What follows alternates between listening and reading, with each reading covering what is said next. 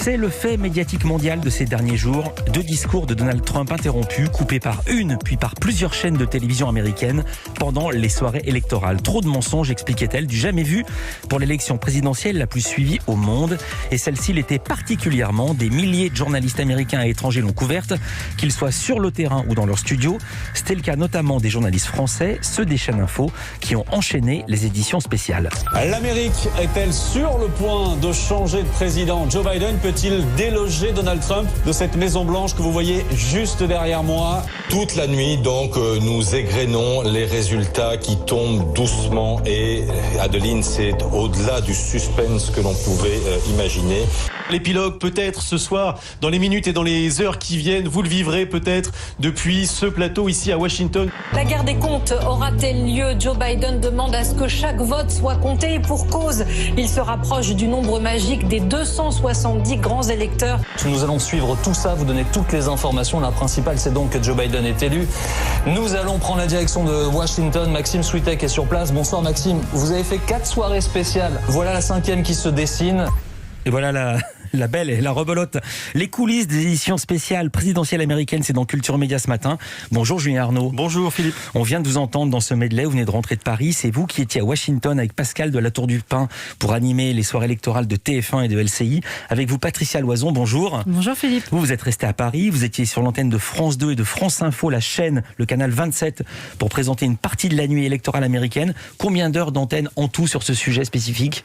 Si on compte sur notre folle semaine américaine, au moins 10, je dirais. Et vous, Julien? Sur l'antenne, il y en a eu des dizaines et des dizaines. Pour ce qui me concerne, il y a eu la nuit américaine, donc la nuit de mardi à mercredi. On a fait 13 heures au total. Moi, j'en ai fait 11 sur ces 13. Et le lendemain, on en a refait 3. Donc voilà, une petite quinzaine, on va dire. Est-ce que vous voyiez tous les deux le coup venir? Est-ce que vous doutiez que l'attente serait aussi longue, presque 4 jours? En tout cas, dans la stratégie de Donald Trump, c'était assez clair que quel que soit le résultat annoncé, ça faisait des semaines qu'il préparait le terrain en disant que les votes par correspondance, il les reconnaîtrait pas, que ses avocats étaient sur le grill et que c'était que ce serait du fake, que s'il ne gagnait pas, de toute façon, c'était un fake news. Donc on se doutait tous que ce serait assez, peut-être pas, en tout cas qu'on n'aurait pas le résultat le soir même, que ça ferait comme en 2000, quoi. Et Julien, vous imaginez aux États-Unis encore pendant des semaines ou pas du tout? Oui, même question. Non, mais qu'est-ce que vous étiez dit? Mais on sentait avant l'élection qu'il y aurait une électricité particulière. Ouais. C'est difficile à expliquer, c'est difficile à définir, mais on sentait d'abord un intérêt très puissant de la part du public mondial et français pour cette élection. On l'a vu lors des débats nocturnes, on l'a vu lors du retour de Donald Trump depuis l'hôpital jusqu'à la Maison Blanche.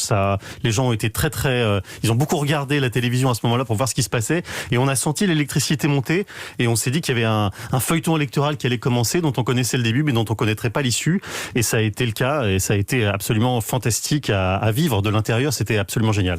Quelqu'un qui est d'accord avec vous sur France 2, c'est Anne-Sophie Lapix qui était sur place pour la soirée électorale, et une chose l'a marqué, l'ambiance. Ce qui m'a le plus étonné, je crois, aux États-Unis, c'est vraiment la peur. La peur du Covid, qui fait que les gens respectent énormément les gestes barrières, mais aussi la peur des violences. En fait, depuis le mois de juin et depuis les émeutes provoquées par la mort de George Floyd, les magasins se sont calfeutrés. À Washington, par exemple, on n'a toujours pas retiré ces plaques de bois qui protègent toutes les vitrines, ce qui fait que Washington est une ville en bois. Et c'est très étonnant, il n'y a personne dans les rues, il y a énormément de sans-abri, y compris jeunes qui, à mon avis, sont là parce qu'ils ont perdu leur job. Il y a très peu de gens dans les rues et cette ambiance de peur.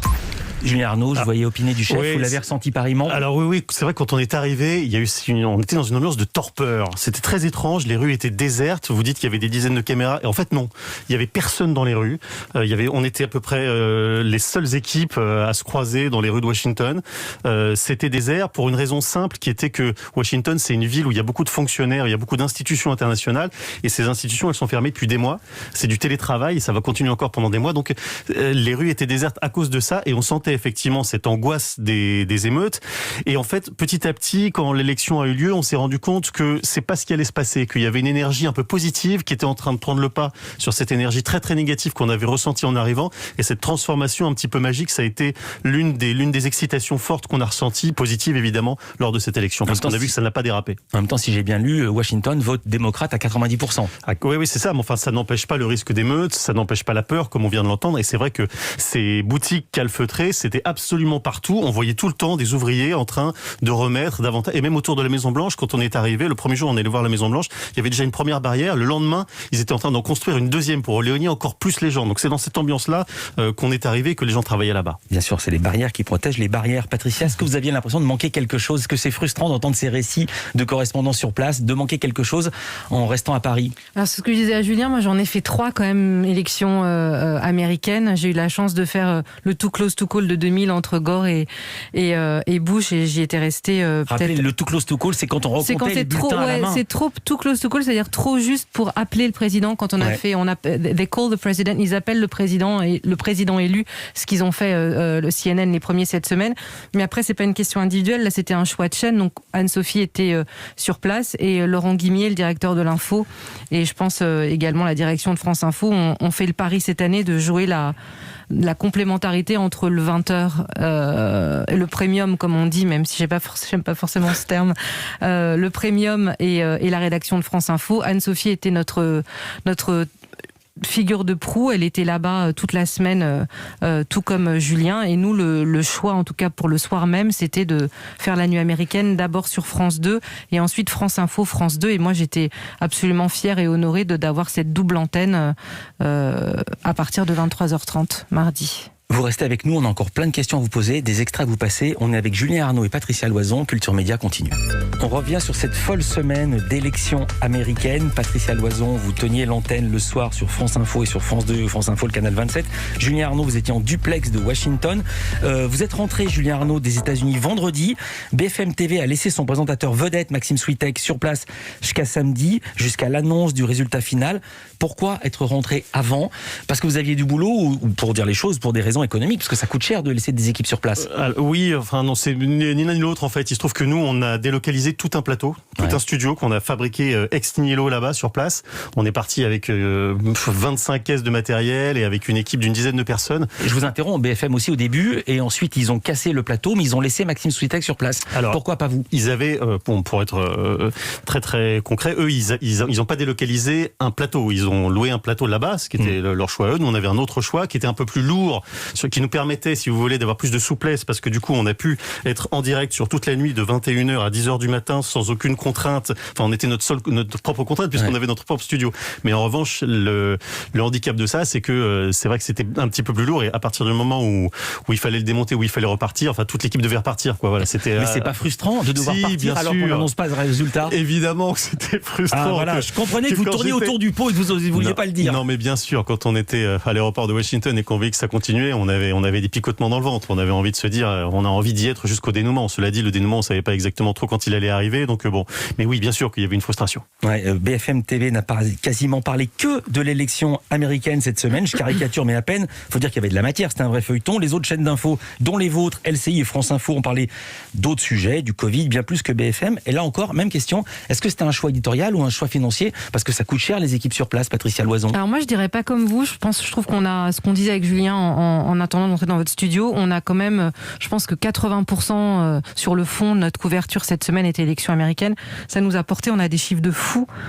Ah, vous avez toujours des chiffres, vous Philippe, mais là je crois qu'on a fait 1,5 million le soir sur France 2. Alors en prime, on a choisi de faire un prime à partir de 20h en tant que chaîne du service public, et ça, voilà, il y a 1,5 million de Français qui nous ont suivis jusqu'à 23h30. Et ça, c'est Laurent Guimier qui vous le dira sûrement, mais on atteint sans doute des seuils historiques. Je rejoins Julien, il y a une passion, un engouement. Alors on sait l'américanophilie, même si c'était plutôt de la trumpophobie ces derniers temps pour Donald Trump, mais on pense tous qu'on vote pour le président américain. Donc il y a une passion partagée.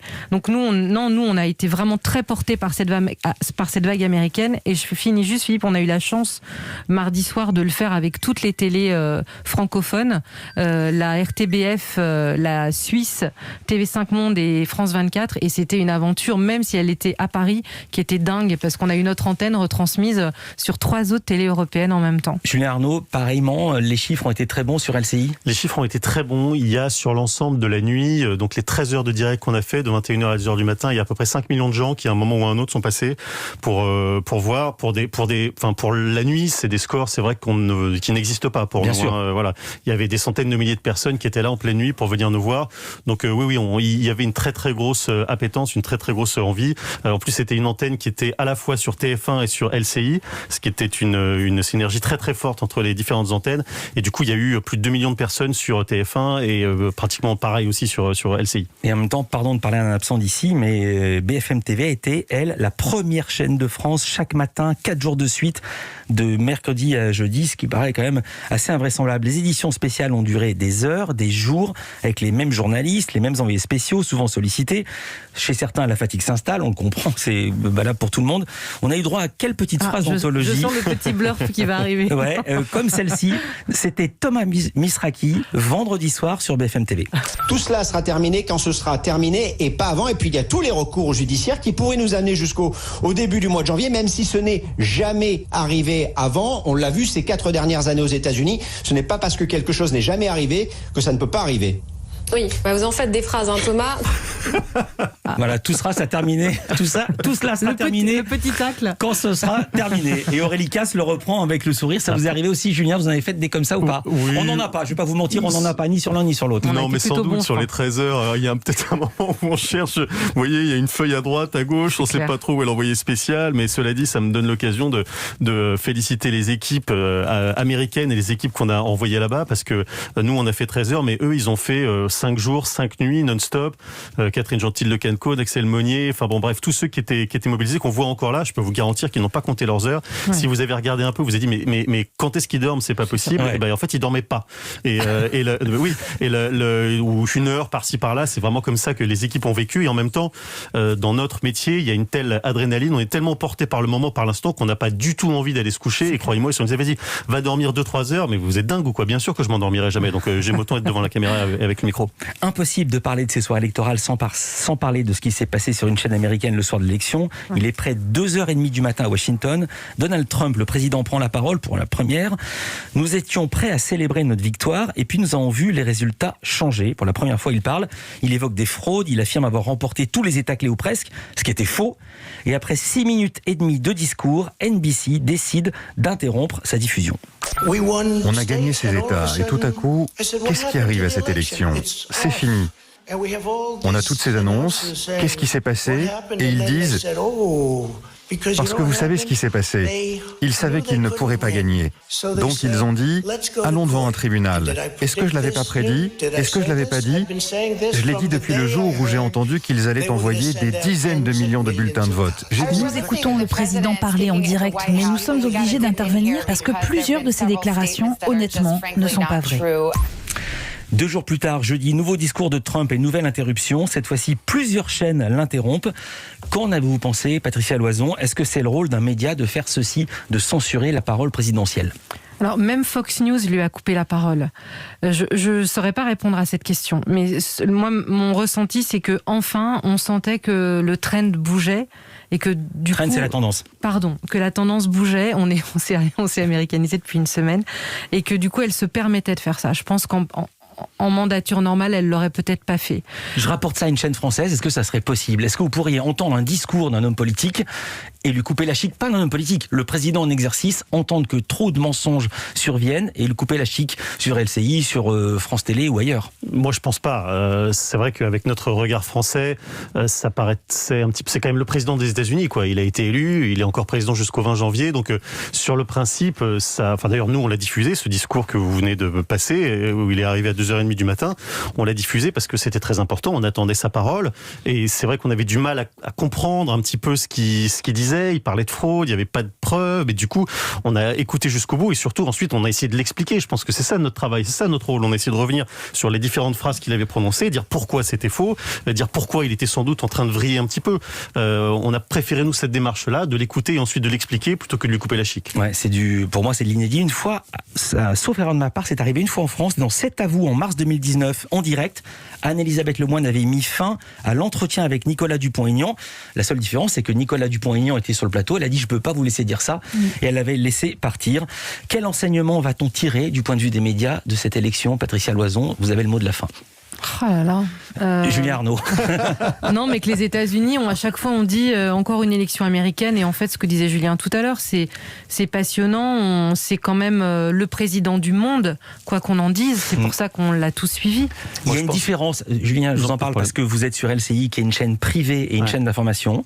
On sait que certaines chaînes ont pris position pour les uns et pour les autres. CNN était résolument anti-Trump, Fox News était pour Trump. Est-ce que vous pensez qu'en France, des chaînes d'infos pourraient prendre position pour tel ou tel candidat à la présidentielle? Non, je pense pas. Et vous savez, même aux États-Unis, ce que vous dites a été vrai longtemps, mais à la fin, moi quand j'y étais, j'ai beaucoup regardé les chaînes américaines, et même avant l'élection, Fox News avait pris beaucoup de distance. CNN, en revanche, c'est vrai, était très pro-démocrate, ça c'est sûr. Mais les choses sont évolutives, et je pense qu'en France, non, à ce point-là, ça serait pas possible. C'est pas dans notre culture, et c'est tant mieux. Il y a des journalistes. Il y a des tons différents dans les chaînes info quand même. Hein, oui, c'est vrai, mais on entend quand même des choses sur certaines antennes où il y a une couleur par exemple, qui s'évoque. Vous savez très bien, moi, vous comprenez ce que je dis. Oui, mais j'aurais aimé vous entendre dire ça. Je pense qu'on m'a comprise. On a bien compris. C'est bien d'avoir une chaîne info de service public dans ces cas-là. Voilà, et je vous entends faire une petite allusion en creux à CNews. Il y a aussi des chaînes privées qui respectent cette parité-là et qui essaient d'expliquer les choses. Merci beaucoup, merci Julien Arnaud de LCI, merci Patricia Loison. On vous retrouve quand? Patricia, c'est ce soir à 23h. Tout à fait. Et Julien, 21h15. Exactement, 21h15 jusqu'à minuit sur LCI le grand soir. Regarde. Je viens de réaliser que j'ai totalement oublié de vous poser une question sur Darius Rochebin. Vous êtes sauvé par le gong. Merci beaucoup.